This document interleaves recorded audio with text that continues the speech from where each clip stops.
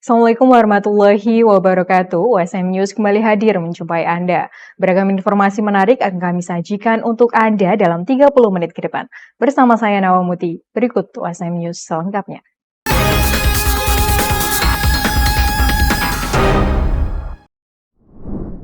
Environmental Aspect of SDGs in Indonesia menjadi salah satu sesi seminar dalam rangka Winter Camp 2024 yang diselenggarakan oleh Satuan International Office USM. Implementasi memerlukan kolaborasi untuk mencapai pembangunan berkelanjutan secara global. Seminar Environmental Aspect of SDGs in Indonesia menjadi bagian penting dari rangkaian kegiatan Winter Camp 2024 Universitas Semarang. Seminar ini digelar pada Sabtu 24 Februari 2024 di kawasan Desa Wisata Lerep, Ungaran, Kabupaten Semarang. Menghadirkan Ketua Pembina Yayasan Alumni Universitas Diponegoro, Profesor Sudarto PhD-MS PhD sebagai pemateri utama. Profesor Sudarto turut mendorong kolaborasi antar negara dalam implementasi Sustainable Development Goals atau SDGs dengan mengajak peserta dari berbagai negara, termasuk Vietnam, Cina, Indonesia, Filipina, Malaysia, dan Kanada, untuk berbagi pengalaman mereka dalam pelaksanaan SDGs di negara masing-masing. Hal ini menunjukkan komitmen USM dalam memfasilitasi diskusi dan pertukaran pengetahuan yang mendalam untuk mencapai tujuan pembangunan berkelanjutan secara global. Saya kira dengan Winter Camp ini, teman-teman baik dari Indonesia maupun dari negara-negara lain bisa saling belajar, karena sesungguhnya SDGs itu melekat di dalam kewajiban kita masing-masing, baik program dari pemerintah maupun sebenarnya yang kita lakukan keseharian gitu. Ketika kita bisa mengurangi konsumsi sampah, that is part of SDGs. Ketika kita mengurangi konsumsi yang merusak lingkungan, itu bagian dari SDGs.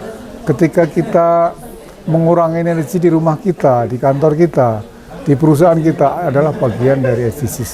Jadi SDGs itu sebenarnya adalah keseharian kita, sehingga dengan bisa saling tukar pikiran di antara mereka, menjadi gerakan global begitu, untuk menyelesaikan persoalan kemanusiaan dan lingkungan. Menjadi kegiatan yang terselenggara secara rutin, kegiatan ini turut diikuti oleh 15 mahasiswa asing dari 6 negara yang ada. Dalam acara tersebut, mahasiswi dari Philamer Christian University Filipina, Lenis Joy Horacio, menekankan pentingnya larangan penggunaan sedotan plastik yang didorong oleh para pemuda. Dia yakin bahwa adopsi inisiatif ini oleh semua pihak termasuk non-pemerintah sangat penting. Yeah, actually I've learned a lot, but the one that gave the most impact is the one that's been implementing or initiating by the youth, the one with the plastic straw, removing or banning of plastic straws. I think it's really crucial for us youth to participate in the environmental sustainability and of course initiatives of not just the government but everybody in the community. So I think that's what I will bring back to my home country, which is the Philippines, because actually I am now currently working on a proposal project back in my home country, and I think this is like one of the most efficient and very effective project that I can bring back. Wisuda Fakultas Teknologi Pertanian Universitas Semarang digelar secara tertib dan hikmat. Sebanyak 201 wisudawan diharapkan mampu menciptakan manfaat kepada masyarakat serta dapat menciptakan inovasi pengolahan pangan. Sebanyak 45 mahasiswa resmi diwisuda oleh Fakultas Teknologi Pertanian USM beberapa waktu yang lalu di Gedung V lantai 6 Universitas Semarang pada Jumat lalu. Dekan FTP USM Profesor Dr. Insinyur Haslina MSI menegaskan bahwa melalui lulusan yang ada saat ini diharapkan dapat menjadi agen perubahan. Dalam hal ini peduli dengan lingkungan. Kami berharap calon wisudawan, wisudawati yang akan diwisuda oleh Bapak Rektor Universitas Semarang tanggal 6 sampai 7 Maret 2024 ini nanti dapat berkontribusi aktif dalam pengembangan ilmu pengetahuan di bidang teknologi pangan dan hasil pertanian. Dan tentunya para lulusan wisudawan wisudawati ini dapat ikut berperan dan peduli terhadap lingkungan, dan tentunya juga mereka terus berkarya dan berinovasi untuk berkreasi selalu. Selamat dan sukses untuk calon wisudawan wisudawati. Semoga kalian selalu dalam lindungan Allah Subhanahu wa taala. Amin. Dalam kegiatan tersebut juga terpilih 2 mahasiswa menjadi calon wisudawan terbaik, yaitu Putri Angelica Novita dengan indeks prestasi kumulatif 3,6. Putri mengaku senang dan bangga atas torehan prestasinya. Ia turut menambahkan akan memfokuskan diri untuk mencari beasiswa bagi studi lanjutnya. Alhamdulillah ya, hari ini bisa wisuda bareng teman-teman. Untuk rasanya senang banget dan lega jujur, karena udah melewati proses yang panjang selama ini buat ngerjain skripsi, montang-manting sana sini. Alhamdulillah sekarang udah bisa lulus. Terus untuk target kedepannya mungkin mau nyari info beasiswa buat pendidikan selanjutnya, pengen nerusin dulu. Kalau bisa nanti juga disambi sama kerja. Dosen Universitas Bina Dharma Palembang, Usman Effendi, sukses meraih gelar doktornya dengan meraih predikat kumlot. Dengan indeks prestasi kumulatif 4,00, Usman menjadi lulusan pertama program studi doktor Sistem Informasi Undip.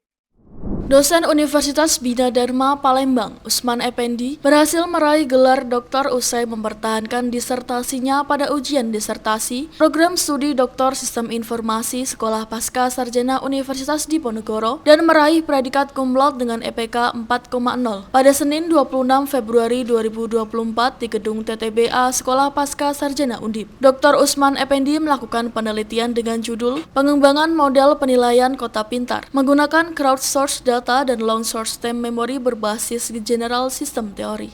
Semoga penelitian saya ini awal dari banyaknya timbul smart city di Indonesia. Jadi dengan penelitian saya ini, jadi kota-kota yang sudah mendeklarasikan diri sebagai smart city itu dapat diukur. Dan cara mengukurnya sesuai sistematis dan dapat dipertanggungjawabkan. Seperti itu, Pak. Bertindak sebagai Ketua Penguji sekaligus Dekan Sekolah Pasca Sarjana Undip, Dr. R.B. Sularto SHM Hum, Sekretaris Penguji sekaligus Ketua Program Studi Doktor Sistem Informasi Undip, Profesor Dr. Andes Rahmat Hernowo MSI, adapun bertindak sebagai promotor, Profesor Dr. Adian Fatur Rohim STMT, dan Co-Promotor Dr. Engineering Adi Wibowo SSI MKOM. Penguji 1, Profesor Dr. Insinyur Hadianto, STMSC IPU, Penguji 2, Profesor Dr. Insinyur R. Rizal Islanto, STMM MTIPM, dan penguji eksternal dari ITB, Profesor Dr. Insinyur Suhardi MT. Tentunya kami dari Sekolah Pasca Sarjana Universitas Diponegoro merasa sangat bangga karena Doktor Sistem Informasi sebagai salah satu ataupun satu-satunya program studi Doktor Sistem Informasi di Indonesia berhasil meluluskan satu alumninya pada hari ini, dan alumni yang pertama dari Doktor Sistem Informasi dengan topik penelitian terkait dengan Smart City. Kami berharap bahwa topik penelitian ini dapat bermanfaat bagi pemerintah pusat dan juga pemerintah daerah dalam mengevaluasi Smart City di pemerintahannya masing-masing. Hasil dari penelitian ini adalah sebuah model penilaian kota pintar yang komprehensif. Model ini menyediakan pemahaman yang mendalam tentang ekosistem perkotaan melalui 3 dimensi utama keberlanjutan, sosial, ekonomi, dan lingkungan. Model ini juga mencakup 12 indikator yang relevan dengan dimensi-dimensi ini. Validitas dan efektivitas model ini telah diuji secara empiris melalui studi kasus pada 4 kota di Pulau Jawa, Indonesia, yakni Surabaya, Semarang, Bandung, dan Jakarta. Dalam rangka peringatan Hari Pers Nasional tahun 2024, diramaikan dengan penerimaan berbagai kategori anugerah Persatuan Wartawan Indonesia tahun 2024. Madrasah Aliyah Negeri atau MAN 1 Kota Semarang tampil menjadi penerima anugerah tersebut di bidang pendidikan. Bersanding di antara 5 bupati serta 1 wali kota, Madrasah Aliyah Negeri 1 Kota Semarang didapuk sebagai penerima Anugerah Persatuan Wartawan Indonesia tahun 2024 bidang pendidikan sebagai sekolah berinovasi teknologi dalam hal robotik. Kepala Man 1 Kota Semarang Haji Tasimin SAG MSI hadir untuk menerima anugerah PWI tersebut yang diumumkan dalam acara Puncak Hari Pers Nasional 2024 di Ecovention Ancol 20 Februari 2024. Berbeda dengan format sebelumnya, anugerah PWI diperluas cakupannya sehingga tidak hanya bidang kebudayaan, tapi juga mencakup di bidang pendidikan, UMKM, dan lingkungan hidup. Dalam kegiatan tersebut turut hadir Presiden Republik Indonesia Joko Widodo yang mengapresiasi peran pers dalam menjaga keutuhan bangsa dan mendukung transisi kepemimpinan nasional yang demokratis.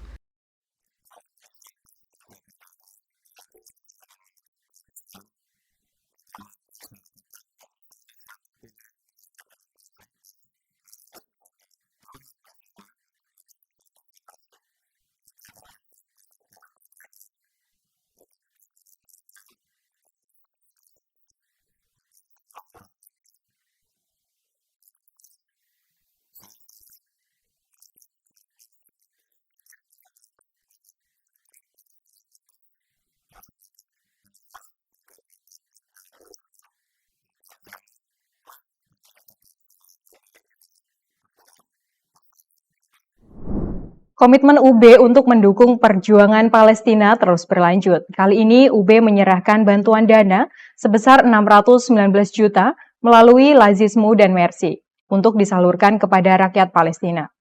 Bantuan ini diserahkan langsung oleh Rektor UB Profesor Widodo yang didampingi oleh tim UB Palestina Solidarity Program. UB berkomitmen akan terus membantu perjuangan rakyat Palestina untuk meraih kemerdekaan.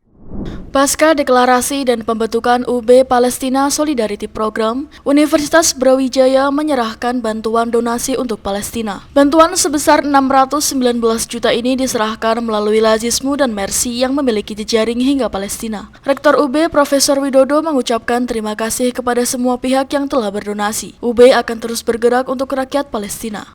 Terima kasih kepada tim yang sudah bekerja sangat keras untuk membantu, dan kita tahu bahwa apa yang kita berikan ini kan hanya bagian kecil dari kebutuhan saudara-saudara kita, tapi inilah bentuk keberpihakan kita kira-kira itu pada keadilan, kepada penegakan hak asasi manusia, kira-kira itu, dan kita concern di situ. Dan insya Allah mudah-mudahan tim akan terus bekerja.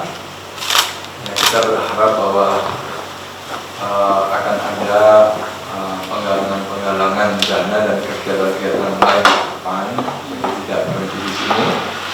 Untuk itu kita mohon doanya juga Bapak-Ibu sekalian bahwa mudah-mudahan kita dan seluruh keluarga besar Universitas Brawijaya tentunya bisa memberikan kontribusi, diberi kesehatan, kelancaran rezeki, dan juga terbukaan hati untuk bisa bersosial derma dan berpihak pada kebenaran, pada keadilan, kepada penegakan nilai-nilai kemanusiaan.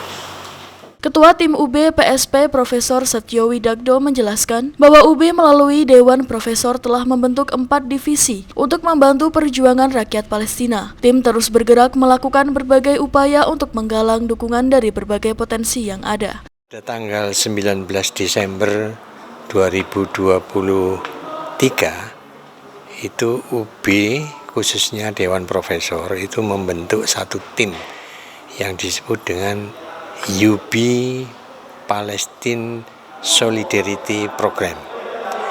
Nah, tim ini terdiri dari 4 divisi, yaitu divisi advokasi hukum, divisi penggalangan dana, divisi bantuan alat-alat kesehatan, dan divisi bantuan pendidikan. Dari Malang, tim liputan UB TV untuk WSM TV. KPU Kabupaten Demak, Jawa Tengah hari ini menggelar pelaksanaan pemungutan suara pemilu susulan dalam pemilu serentak tahun 2024 di 10 desa di Kecamatan Karanganyar. Kondisi banjir tak menyurutkan warga untuk menyalurkan hak pilihnya di TPS-TPS yang telah disiapkan oleh KPPS. Sejak pagi hari, masyarakat Wonorejo, Kecamatan Karanganyar, Demak, Jawa Tengah, mendatangi lokasi pemungutan suara pemilu susulan dalam pemilu serentak 2024 di Gedung Sekolah Dasar Negeri Wonorejo 1 untuk melakukan pencoblosan yang diselenggarakan pada hari Sabtu ini. Tidak hanya menerjang genangan banjir, mereka juga mendatangi TPS menggunakan angkutan minibus. Di lokasi Gedung Sekolah Dasar Wonorejo 1 ini, terdapat 6 TPS untuk warga Wonorejo, yakni TPS 13 sampai dengan TPS 18. Sementara untuk TPS 1 hingga 12 ditempatkan di Gedung Sekolah Dasar Wonorejo 2. Sementara untuk hak pilih sesuai DPT warga Wonorejo sebanyak 4.488. Mereka sebagian besar mendatangi TPS dari tempat-tempat pengungsian. Warga berharap melalui pemilu serentak ini ke depan kehidupan warga berubah lebih baik. Hanya untuk ini memilih itu. Pemilihan umum aja. Lalu juga balik kantor lagi, terus balik ke Kalitekuk lagi. Gimana Bu dengan kondisi semacam ini gimana Bu? Ya gimana ya untuk mungkin yang lansia apa untuk akses ke sini agak susah karena desa saya yang bagian dalam itu masih setinggi satu pusar itu loh, 1 meteran mungkin ya masih. Perkampungan masih ada airnya? Masih, rumahku pun juga masih di rumahku termasuk pinggir jalan ya, itu masih ada. Nah ini yang lansia-lansia kasihan perlu pertolongan perahu karet atau kereta atau apa untuk bisa kesininya, perlu digendong istilahnya. Bu, harapannya apa Bu dengan pemilu tahun ini Bu? Harapan Bu sebagai seorang warga? Harapannya ya gimana ya, lebih baik dari yang kemarin, bisa apa namanya itu dari kita itu bisa terayomi, terlindungi. Menerjang banjir ini jarak berapa meter Mbak dari rumah? Meteran. Itu dari rumah atau dari pengungsian Mbak? Pengungsian lebih dong, nanti pengungsian jauh, pengungsinya di Kudus Pak. Oh, pengungsinya di Kudus? Hari ini pulang untuk nyoblos. Sementara pemilu susulan dalam pemilu serentak 2024 pada tanggal 24 di wilayah Kecamatan Karanganyar, Kabupaten Demak dilaksanakan di 10 desa, meliputi Desa Wonoketingal, Cangkring Rembang, Cangkring, Undaan Kidul, Undaan Lor, Ngemplik Wetan, Wonorejo, Karanganyar, Ketanjung, dan Jatirejo. 114 TPS dengan jumlah pemilih tetap sebanyak 27.669 pemilih terbagi dalam 64 titik lokasi TPS pergeseran. Dari Demak, Jawa Tengah, kontributor WSM-TV Mail Nur melaporkan. Dalam rangka untuk ikut mempromosikan wisata di Kabupaten Grobogan, Dispora Bubdar Grobogan menggelar acara pemilihan Mbak dan Mas Duta Wisata. Acara yang digelar di depan Sekda Grobogan tersebut dihadiri oleh Bupati Grobogan, serta pihak Muspida Kabupaten Grobogan, serta masyarakat. Dalam rangka Hari Ulang Tahun Grobogan ke-298, serta untuk ikut serta mempromosikan dunia wisata di Kabupaten Grobogan, Dispora Putpar Grobogan menggandeng pihak Pemda Grobogan menggelar kegiatan untuk mempromosikan tempat-tempat wisata yang ada di Grobogan dengan cara menggelar acara Duta Wisata yang digelar pada Sabtu malam di Seda halaman Grobogan. Kegiatan yang dibuka oleh Bupati Grobogan tersebut mendapat perhatian kepada masyarakat yang ikut serta menyaksikan pertunjukan tersebut. Ada 10 pasangan yang ikut dalam penyisihan Duta Mbak dan Mas se-Kabupaten Grobogan. 10 pasangan yang ikut diharapkan mampu memberikan promosi berbagai wisata yang ada di Grobogan, di mana ini sebagai agenda tahunan sekaligus untuk Duta Wisata yang mana kegiatan ini juga dipersiapkan untuk tingkat promosi wisata sekaligus berbagai marketing wisata untuk Grobogan tercinta ini, tapi tidak hanya di bidang wisata saja, namun sebagai agen bagi generasi muda yang lain. Selain itu, diharapkan nantinya bisa menggali sumber daya yang ada sehingga tempat wisata yang ada di Grobogan bisa semakin maju pesat. Ya, ini kan memang agenda tahunan ya, sekaligus untuk Duta Wisata Mas dan Mbak Kabupaten Grobogan yang nanti juga akan dipersiapkan untuk maju ke Duta Wisata Provinsi.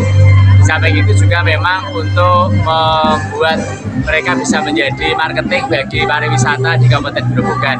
Sebenarnya tidak hanya pariwisata saja, tetapi juga sekaligus sebagai agen untuk menjadi teladan bagi para remaja yang lain di Kabupaten Grobogan. Ya, supaya mereka bisa menggali inovasi, kemudian juga sekaligus bisa untuk mengembangkan dan tentunya yang tidak kalah untuk mempromosikan pariwisata di Kabupaten Grobogan. Diharapkan dengan adanya pemilihan duta wisata ini, wisata di Grobogan bisa lebih maju dan lebih baik. Dari Grobogan, Jawa Tengah, kontributor WSM-TV Eko Agung Suryanto melaporkan. Pemirsa, New York dan New Jersey resmi diumumkan menjadi tuan rumah laga final Piala Dunia FIFA tahun 2026. Bagi Anda yang memiliki rencana untuk menonton secara langsung, Anda perlu bersiap untuk merogoh kocek yang sangat dalam, tak hanya untuk tiket, tapi juga penginapan yang diprediksi akan meraup untung besar dalam penyelenggaraannya. Berikut laporan VOA untuk USM TV. Informasi ini sekaligus menutup perjumpaan kita hari ini. Saksikan terus USM News hanya di USM TV. Saya Nawa Muti dan seluruh kru yang bertugas pamit undur diri. Terima kasih. Wassalamualaikum warahmatullahi wabarakatuh. New York dan New Jersey diumumkan sebagai tuan rumah penyelenggaraan pertandingan final Piala Dunia 2026 mendatang. Stadium MetLife di New Jersey diumumkan jadi lokasi laga final pertandingan 4 tahunan ini. Pengumuman ini disambut baik oleh warga New Jersey. I've never seen the World Cup, and being that it's in New Jersey, maybe I'll actually have an opportunity to get there and bring my daughter. I coach her soccer team, so I feel it would be a really good experience for me and my daughter to both go. Muy emocionada, yo apenas recién me enteré y pues me da gusto saber que un evento tan importante se va a efectuar cerca aquí en New Jersey. Stadium MetLife berlokasi di New Jersey, kota satelit dari kota New York, hanya sekitar 30 menit berkendara. Hal ini diantisipasi akan membawa nilai ekonomi fantastis untuk kota New York. $2 billion predicted in economic revenue. We're looking at 14,000 jobs, over 1 million tourists. And the beauty of that, not every tourist or visitor goes to the game, spend money. We want them to go to Broadway to visit some of our beautiful sites. They should celebrate because they obtained the biggest game in the history of football. Di tahun 2026, Amerika akan jadi tuan rumah Piala Dunia bersama dengan Meksiko dan juga Kanada yang masing-masing akan jadi tuan rumah 13 pertandingan. Pertandingan di Amerika akan dilakukan di 11 kota yang berbeda di Amerika Serikat, termasuk pertandingan pembuka di Los Angeles dan final di New Jersey. Harga tiket final diprediksi mulai dari 30 juta hingga 100 juta rupiah. Meski secara geografis, lokasi stadion final ada di New Jersey, namun pertandingan final tetap di-branding dengan melibatkan nama New York. Analis sebut, ini justru memberi nilai lebih kepada turis.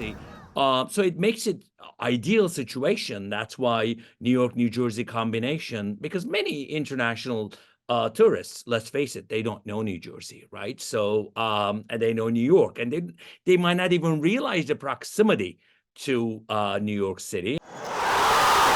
Final Piala Dunia di Qatar 2022 ditonton sebanyak 1,5 miliar orang di seluruh dunia. Analis antisipasi perputaran roda ekonomi yang kencang untuk momentum ini. Industri perhotelan termasuk yang akan meraup banyak keuntungan. Yeah, I mean, look, every mega event, even as simple as Formula One events, that the rates are actually going up. Incredibly, even during Taylor Swift, as soon as she announced her concert, the hotel rates are actually are up all the way to 50-70% higher than usual. So I anticipate people should anticipate paying top dollars. It's a supply and demand. Stadium MetLife di New Jersey dibuka pada tahun 2010 dan bisa menampung hingga 82.000 penonton. Dari New York, Randy Wicaksana dan tim VOA.